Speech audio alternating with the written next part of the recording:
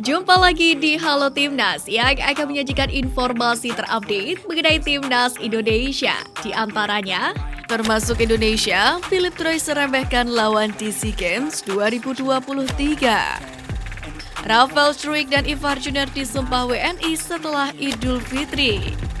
Skuad Garuda Muda diuntungkan jadwal di SEA Games 2023.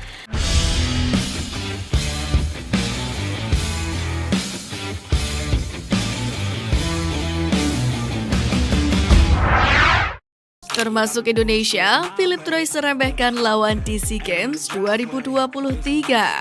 SEA Games 2023 akan digelar mulai tanggal 5 Mei 2023. Sementara untuk cabang olahraga sepak bola akan dimulai lebih awal yakni 29 April 2023. Beberapa tim sudah mulai mempersiapkan tim dengan baik jelang SEA Games kali ini, termasuk Vietnam sendiri. Dalam hal ini, pelatih Vietnam Philipp Troy pun mulai memandang remeh lawan SEA Games 2023 termasuk Timnas Indonesia U22. Di mana ia mengaku kalau skuadnya siap untuk menatap SEA Games 2023 dan ia sudah menggembleng timnya lewat turnamen Piala Doha beberapa waktu lalu.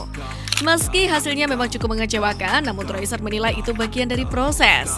Lalu ia pun menyegel calon lawan di SEA Games 2023 dengan menyebut kekuatannya tidak lebih baik dari Vietnam. Ujian sesungguhnya justru mengenai tuntutan untuk bisa mempertahankan gelar juara di penghujung turnamen ini. Kurang menggigit, lini serang kembali jadi sorotan.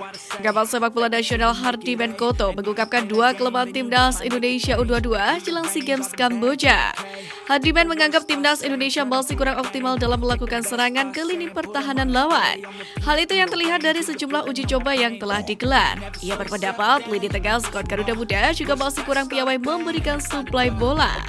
Kualitas penyelesaian yang dianggap belum tajam pun menambah persoalan tim besutan Indra Syafri ini.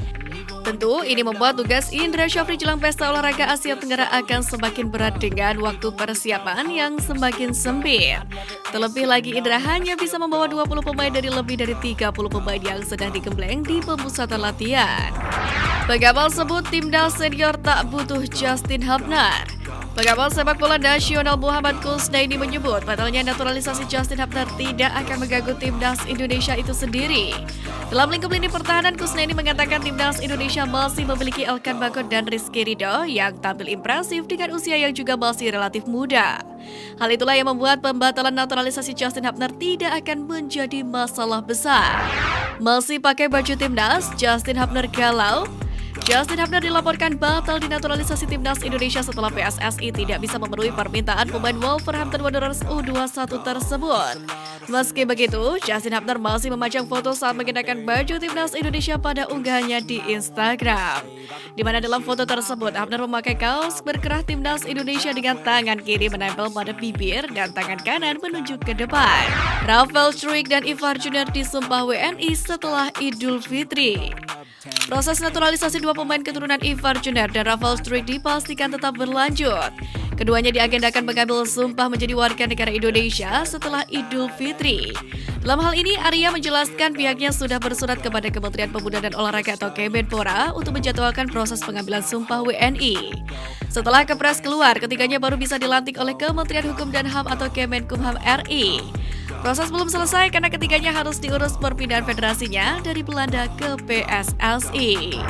Gelandang Timnas Indonesia raih gelar sarjana.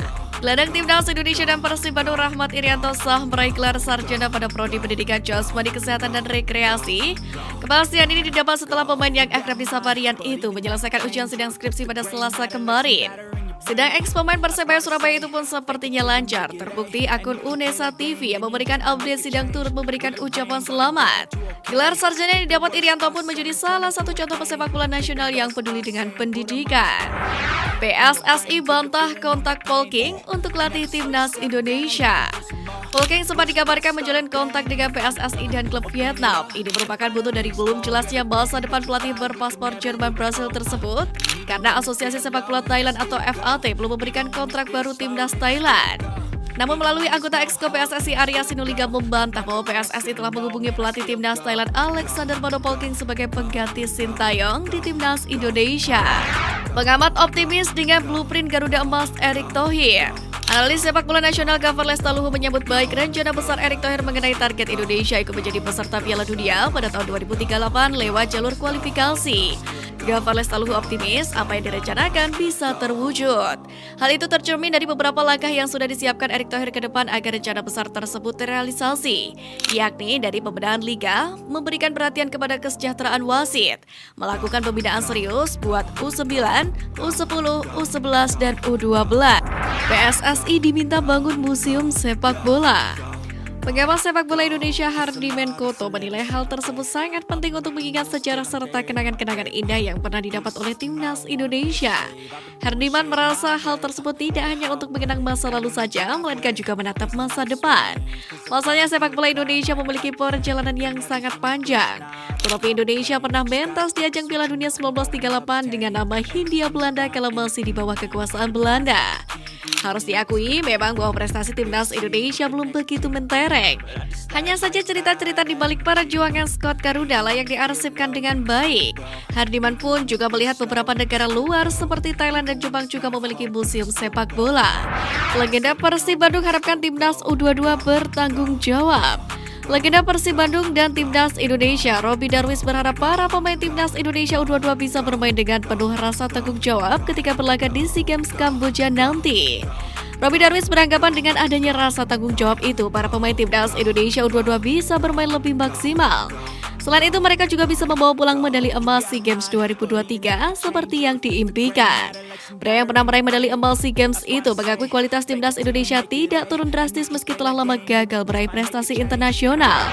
Skuad Garuda Muda diuntungkan jadwal di SEA Games 2023.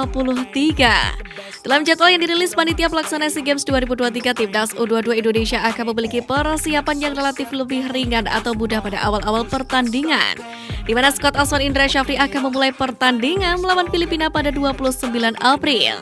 Setelah itu, tim Aswan Indra Syafri ini akan kembali mendapatkan 5 hari persiapan dan istirahat sampai laga kedua melawan Myanmar pada 4 Mei. Persiapan pertandingan ketiga dan keempat akan memiliki waktu pemulihan yang relatif lebih singkat, yakni sekitar 3 hari.